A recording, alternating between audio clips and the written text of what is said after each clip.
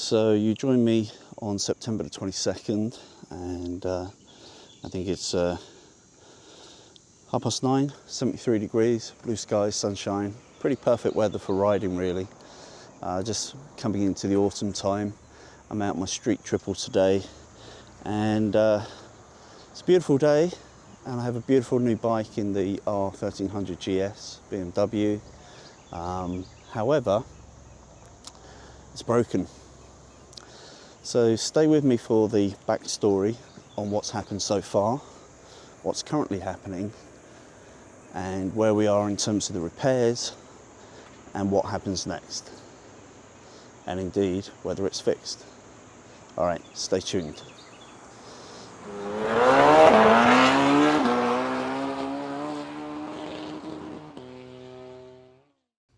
Hello Ride On people.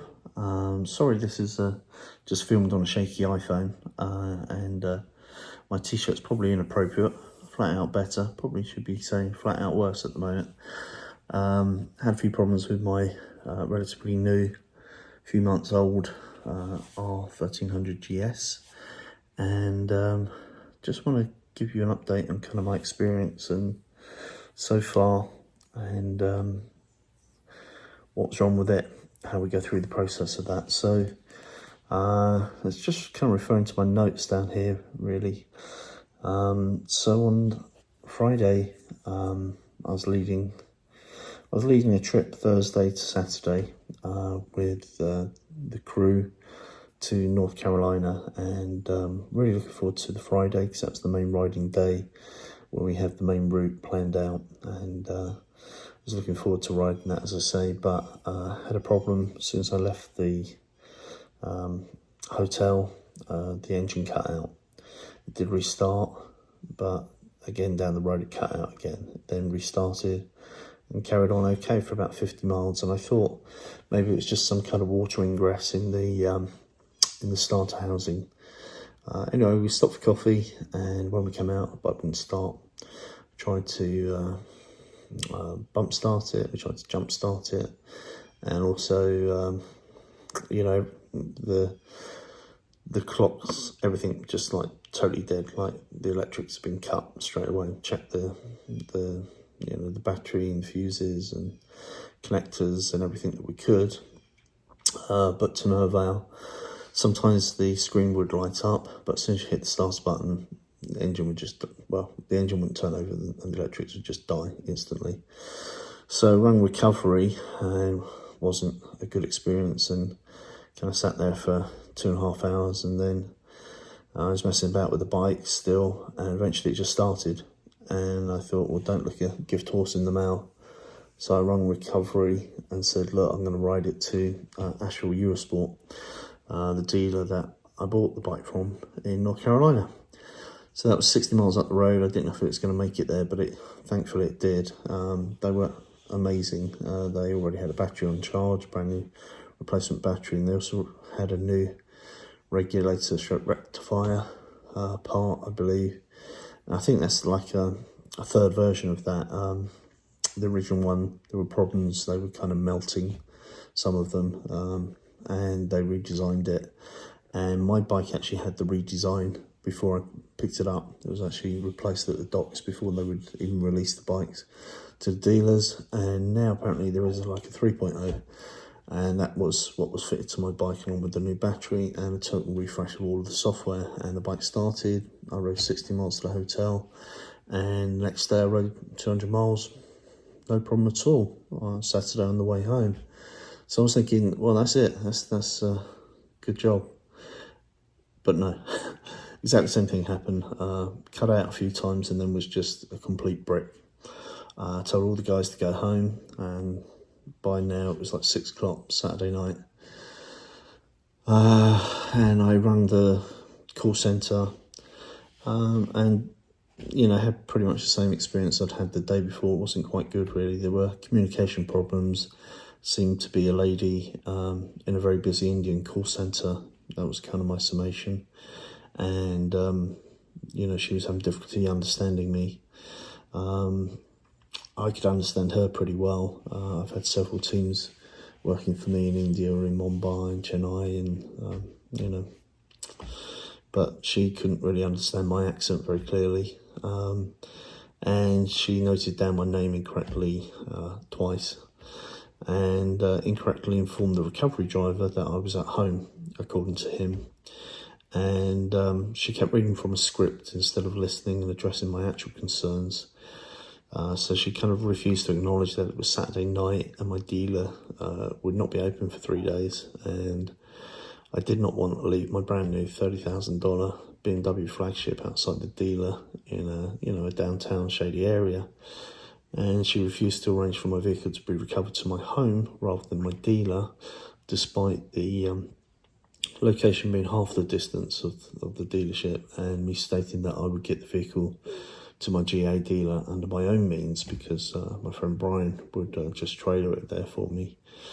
And she refused to let me know as soon as the driver had been allocated, and just kept saying, they'll call you when 10 minutes away. Well, they engaged a driver that was about 100 miles away, literally, when I was stranded close to some major towns. And the app, it doesn't show on the map where the driver is. Even Papa John's apps does that, right? At worst, the driver could share their Google Map live location with the customer, so they can see where, so that the customer can see the travel progress of the recovery vehicle. Anyway, I rang the recovery company, and the boss said the driver was doing another job first. So great. After my 280 mile day, that wasn't nice to kind of hear. So it took 3 hours for the recovery vehicle to arrive, which isn't really acceptable waiting time when I was close to major towns, as I said. And I didn't get the bike home, till like 10 p.m. So, the bike really broke down, leaving me stranded for hours only the day before.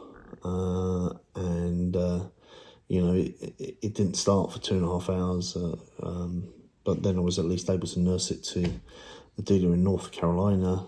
And, the recovery driver was polite, secured my bike with care and drove carefully, which was, all things I appreciated, but not a good experience 2 days in a row. It spoiled a year-long planned trip that I was leading with 12 other riders, and I was, trying to make a video of that trip for the YouTube channel. So I wanted it to highlight how delighted I was with BMW and how fabulous their service is. But unfortunately, this particular weekend, neither were didn't show them in their best light, put it that way. Anyway, Brian is coming today with the trailer. I've been trying to get through to my dealership, which is another issue. I've been leaving them voicemail, they've not been coming back to me, but I'm hoping to trailer the bike to them today, and hopefully they'll get to the root cause. My gut feeling is it is switchgear related. I actually have a video which I'll probably insert here in a second, highlighting the engine running, but it just will not turn off with the kill switch.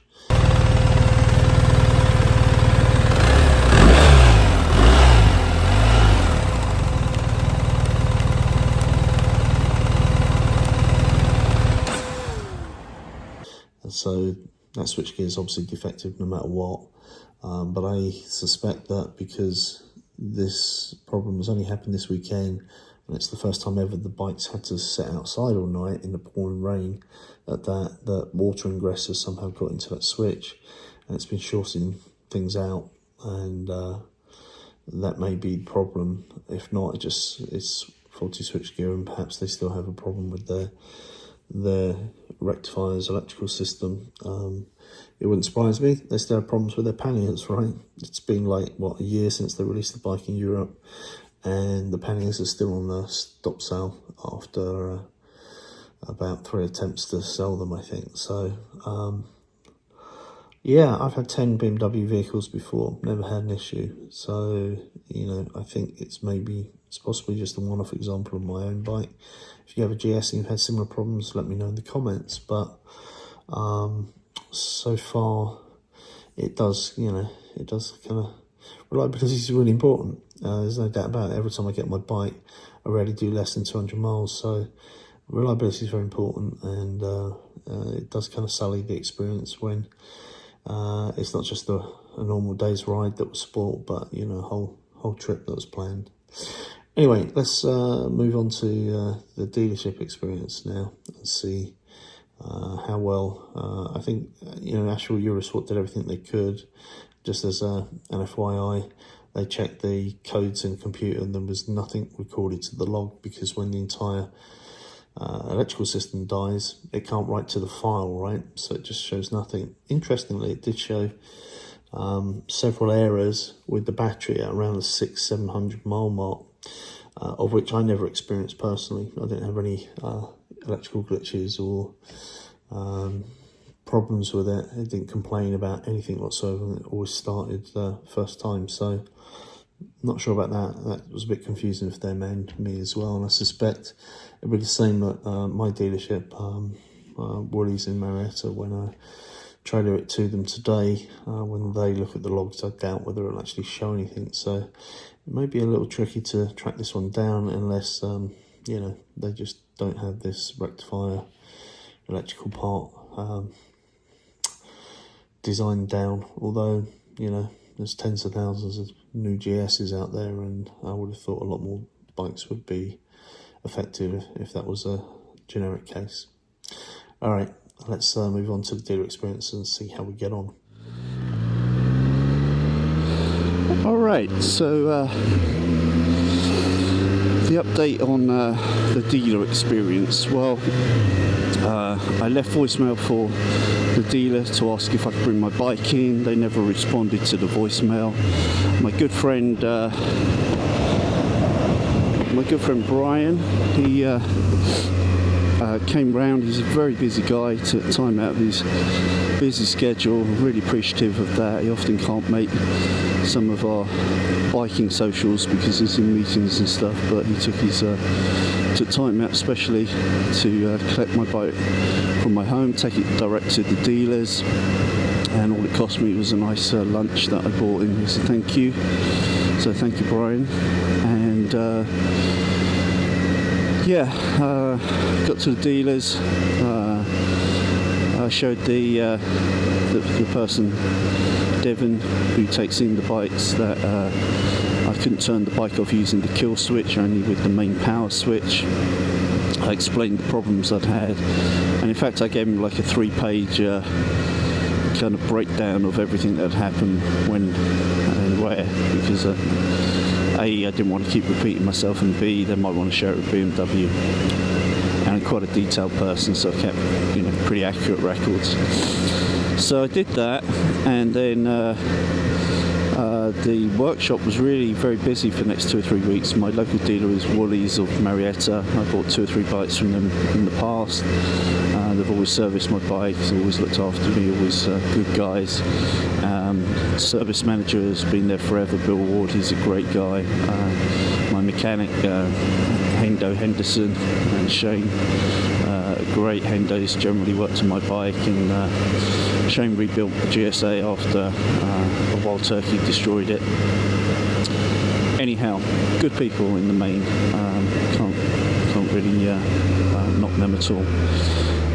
And they said, you know, we'll try and fit you in, as it were, realising that it's essentially a brand new machine and flagship, and I'm an existing customer. And I think Bill was genuinely interested as to what the problem was, because he hadn't really experienced this before. And so I left it with them for a week, and then got a call from Bill, the service manager, at the end of the week, and he said that that the relay that had been replaced by Eurosport Asheville had been incorrectly wired. So it goes, I understand there's a sort of plus and a minus that go to different terminals, and don't quote me on this, but I think something like the plus goes to 42 and the negative goes to 30 or something like that. There are a lot of terminals by the sounds of it. Anyway, that's the way they're wired, and it was wired the vice versa. And in theory, with a relay, that shouldn't really matter too much, apparently, so I'm informed. But anyway, obviously they wanted to wire it correctly, and I know Bill spoke to BMW and they asked him to, so he's wired that correctly.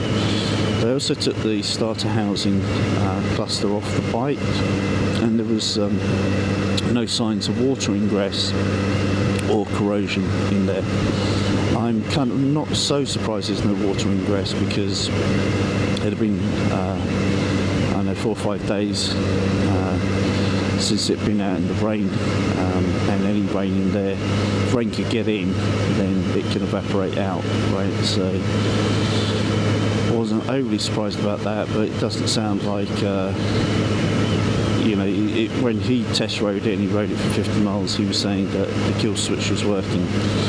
So it's hard to ask them to replace something that they don't experience themselves. Although when I arrived, I showed Devin, the person taking the bike in, that clearly it would not turn off, because I managed to start the bike, but I could not turn it off with the kill switch. And in addition, I have a video of that. So there's clearly a problem. Something was clearly a problem there, whether the switch gear needs replacing or not. And it's kind of open to debate, but it's not very good, is it? Anyway, Bill, bless him, he wants to do right by a customer, doesn't want me to have a bad experience again, doesn't want to, you know,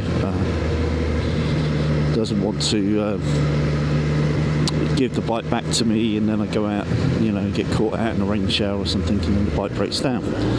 So he's kind of chatting to BMW Tech to see whether there's anything else they can try or he should do prior to giving the bike back to me. And one, you know, concern I do have is that after US Sport Asheville worked on the bike, I effectively rode 270 miles without a problem, including 210 miles after leaving it out all night in the pouring rain. So that kind of suggests that it's maybe not just kind of water getting in somewhere. To me, it suggests it's something more than that. And maybe having the relay incorrectly wired is, you know, the reason. Maybe not, I don't know. I'm not a mechanic, electrician or engineer, but naturally I want it to be reliable when I get it back. As I said earlier in the video, you know, I rarely do less than 200 miles when I go out. So on my bike, and I lead large groups and have planned to organise rides and make videos and yada yada. I can't afford to not have a dependable, reliable bike, which is why, even though I'm not brand loyal, I tend to gravitate towards BMW and Triumph, because having owned 10 BMWs and I think 9 or 10 Triumphs now, they've been the most dependable. In fact, this is the first problem I've had. I don't think I've ever had a problem with the Triumph, period. And I may have had an instrument cluster replaced on the K1300S, I think. A couple of recalls, but I don't really class that as a problem. You know, that's just the manufacturer standing good by their product.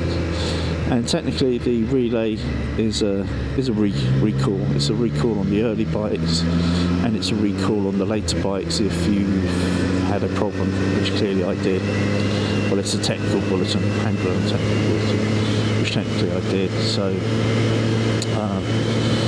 So I think I'll end this part of the video here, but I don't want to do this in, you know, nickel and dime you multiple videos on this. Stay tuned to the end of the remainder of the video, and I'll give you a full update on what was done, and also whether after revisions, whether I've had any problems with the bike.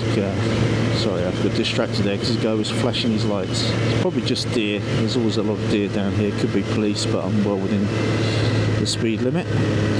So anyway, yeah, I'll let you know what they say as the final verdict, and let you know whether it's been reliable since then. But certainly, usually with me, it's a case of 3 strikes and you're out. So if it lets me down again, I won't blame it necessarily on BMW, I won't blame it necessarily on GS. I would still recommend those wholeheartedly, but I might be done with this specific example because I have to have reliability at all costs. Put that in.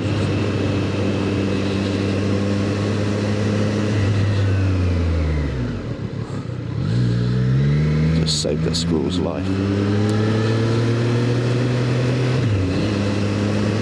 Karma. Something good's going to happen now. My bike's going to be reliable from this point onwards. Anybody that says you need more than 765 cc's on the road, they are so wrong. Wrong.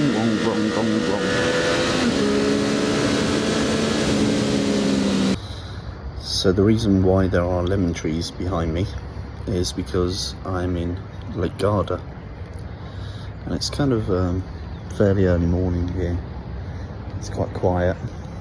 Just about to have some breakfast, and just got a call yesterday from the bike shop saying that in actual fact there is a problem with the starter cluster housing now as well. There's actually a recall on that as well, which I kind of thought was the problem all along. Seems the bike wouldn't turn off using the kill switch. So as well as there being a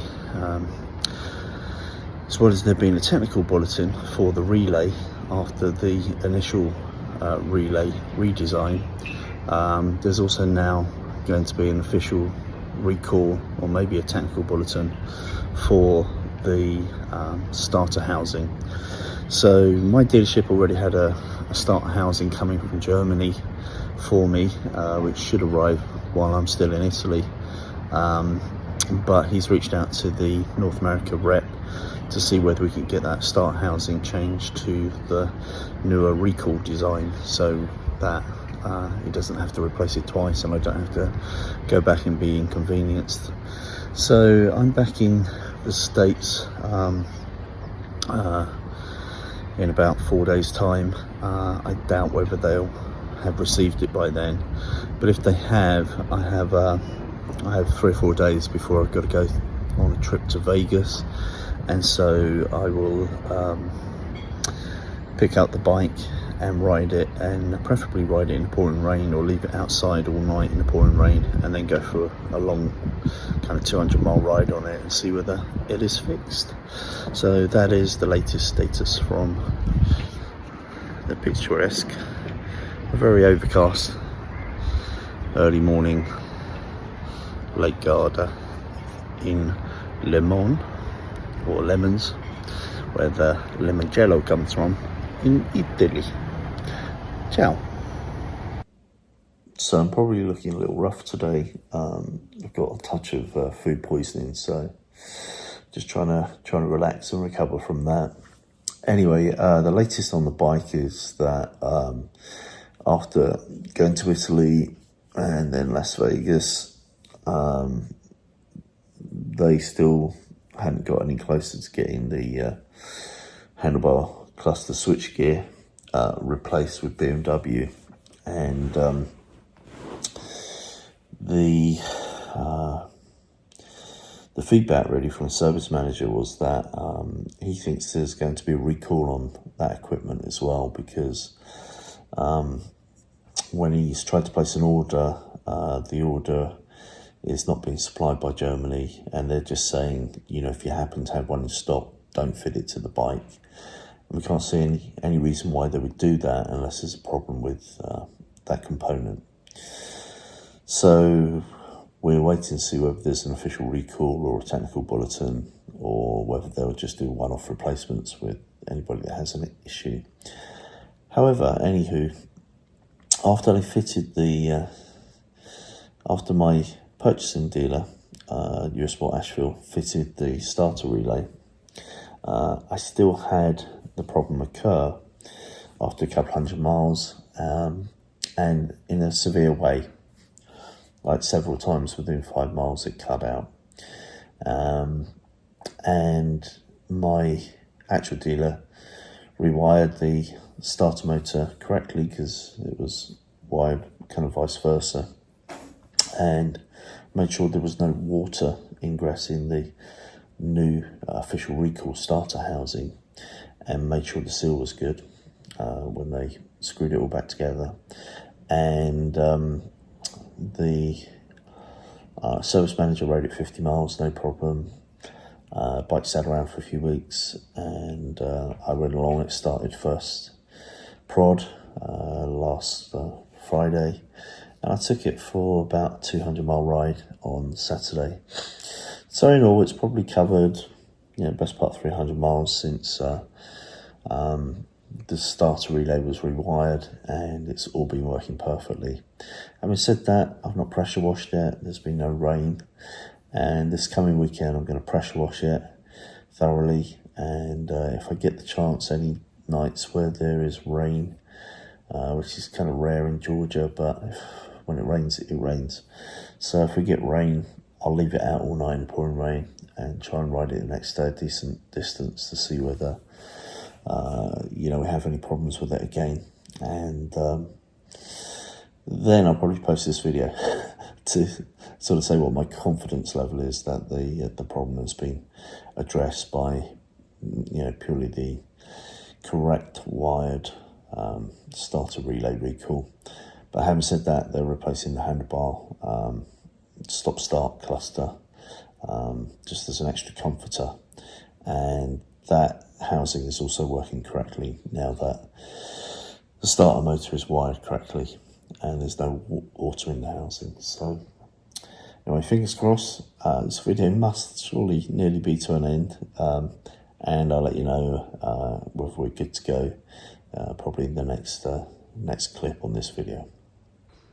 Another day, another problem. Let's have a look.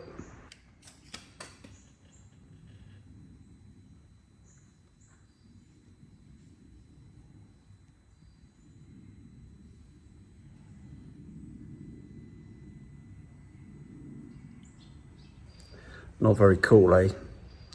So the bike let me down twice and had to be recovered by BMW recovery services twice in the same week, within,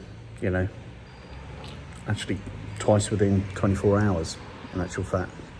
And then I went to Italy for a couple of weeks, and then I went to Vegas for a week on business. And when I get back, have the bike a week, and now have this fault. The engine does actually start, but I'm reluctant to run it because of the message, and also my great dealership have been superb. Woolies of Marietta tell me not to, and have the bike recovered to them. So yeah, not good. I was riding home, and basically the message came on a mile or two from home. I continued to home, turned the bike off, turned it on again, and the message is still there. Every time I turn it off and on, doesn't go away. I can clear it, but turn the bike off and hard reset again, it just comes back. So workshop manager thinks it might be something as simple as a coil or something like that, which maybe in a $20,000, $30,000 mile bike or something, you could expect a problem. But again, this bike's done 2,703 miles. Not good enough for BMW. I've had 9 BMW bikes and 1 car, so 10 BMWs. I've never had a problem yet, and all of those vehicles have been kind of pretty much first year models. But I think they've kind of rushed this one to market a little bit, and the panniers are an embarrassment, or lack of panniers, which I'm being told are Q2 2025 now. And clearly there has already been a recall on the starter relay housing, which has been replaced on my bike. But in addition to that, it looks like there'll be most likely a recall on the starter housing on the handlebar switchgear itself as well.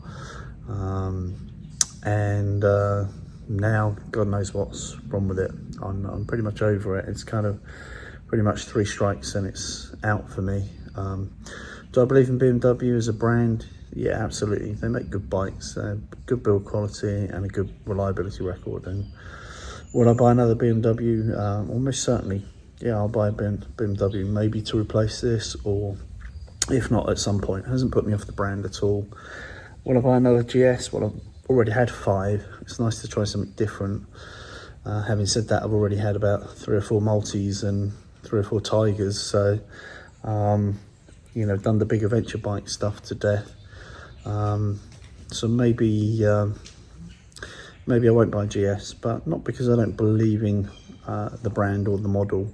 I think there may be a few generic problems which BMW will sort through. Then BMW stand by their products, and they're one of the manufacturers that typically put their hands up and say, yeah, we got this wrong, there's a recall, rather than waiting for individual customers to have a problem. But having said that, this specific example is pretty problematic, and I'm sure once it's sorted out it'll be great and the new owner will love it. But I'm certainly it's tarnished my ownership experience of it. You know, I was excited to get it, and now I look at it and I don't hate it, but I just don't feel anything for it now, because, you know, it's just let me down. And every time I ride my bike, I have to have reliability as a byword for my ride out. So anyway, I won't end the video just here. Let's find out what the workshop say, and also whether I decide to actually trade it for something else. So what's the latest then? Well, workshop manager said that seen this code thrown up before on S model BMWs, but never on a GS. But he thinks it's just a spurious code. So it kind of indicates a misfire has occurred, and the ECU log seemed to support that a misfire occurred at one point. I didn't feel any misfire, although a couple of miles beforehand I did felt like just very mild surging just once, and I wasn't sure whether it's me or the bike. Yeah, the bike was running fine, sounded fine for the remainder of my journey home, but unfortunately it's just the sort of code that you can't clear. You can remove it from the screen by using the scroll wheel, but every time you turn the bike off and on again, it's going to show up. Anyway, they did some kind of heat tests on it and stuff, you know, cycled it and all the rest of it, and it all seems to be fine. So it's not the first time we've seen this error code come up on bikes, BMW bikes, and cleared it, and it's never been a problem again. So fingers crossed, we'll see. So I'm going to pick it up tomorrow and probably take it. I'm leading a ride out this weekend, so I'll take it out for a ride, and we'll see how we get on, and I'll obviously give you an update after the next ride or two to see whether the problems have been put to bed. So it's mid-September now, and I'm growing my beard for cancer awareness, which is something I usually do in November, and then I usually kind of shave it off by about Thanksgiving because it starts driving me mad. Anyway, coming to end this video. So after the first dealer, my purchasing dealer, replaced the relay, and my local dealer who does my servicing rewired it, and have ordered additional switchgear, which hasn't turned up yet, and cleared the fault that came up on the display, which was shown in the log as misfire, which I never felt, but you know, it has to be cleared by the workshop, and they cleared it, ran a heat cycle, and everything was looking okay. I've had the bike back, and I've had a couple of rides on it. I rode yesterday for about 230 miles, for instance, And so far, touch wood, it's all behaving perfectly, and is starting to slowly remind me what a great bike it is in terms of its riding dynamic when it's actually working. You know, it's supremely comfortable, very smooth, got all the toys, and it's very grunty, and it's very easy to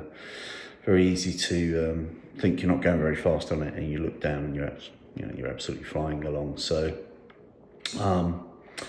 anywho, so far so good at the moment.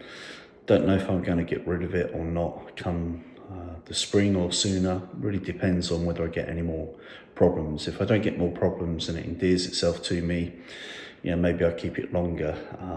If I don't get any problems with it, but I'm not feeling the love for that particular bike, then maybe I'll trade it for something else in a few months' time. There's lots of nice and interesting hardware that's come out of EICMA this year, for instance, subject to availability. And obviously if it lets me down imminently, it's just going to go. I'm not sure what for, but I need a reliable bike for my main bike, which it is in terms of riding long distances and carrying luggage and going on tours and so forth and so forth. And you know, for $30,000, you expect something reliable, right? Anyhow, going to end the video here. Obviously, I'll do more videos if there are any more problems with the bike or I decide to change it.